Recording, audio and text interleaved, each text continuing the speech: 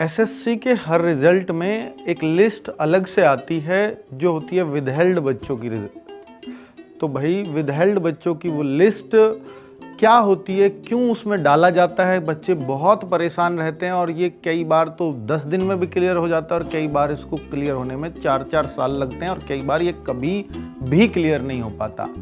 क्यों डाला जाता है विदहेल्ड में, तो आपको पता होना चाहिए कि एसएससी को जिन बच्चों के ऊपर डाउट होता है, डाउट कैसा, वो बायोमेट्रिक मैच नहीं होती उसका डाउट हो सकता है, आपके सिग्नेचर फॉर्म से मैच नहीं हो रहे उस तरह का डाउट हो सकता है। इस बार तो एसएससी जीडी में कुछ बच्चों के मेडिकल में भी डाउट क्रिएट किए गए। तो उस तरह का किसी भी स्टेज पे अगर आया एसएससी के मन में कि भाई डाउट है इस बच्चे पर हमें, तो हम इसकी जांच कराएंगे। तो जो जब तक जांच चलेगी वो बच्चा विदहेल्ड में रहेगा। और जांच कितनी लंबी चलेगी, क्योंकि फॉरेंसिक रिपोर्ट जाती है कि अगर आपके बायोमेट्रिक मैच नहीं कर रही है या ये जो अंगूठे का निशान है ये बिल्कुल अलग है उस फॉर्म से, या जहाँ भी आपने वो बायोमेट्रिक दिया होगा, अलग अलग स्टेजेस पे आप देते हो, एग्ज़ाम में देते हो, फिजिकल के टाइम पे देते हो, मेडिकल के टाइम पे भी आपको बायोमेट्रिक देना पड़ता है।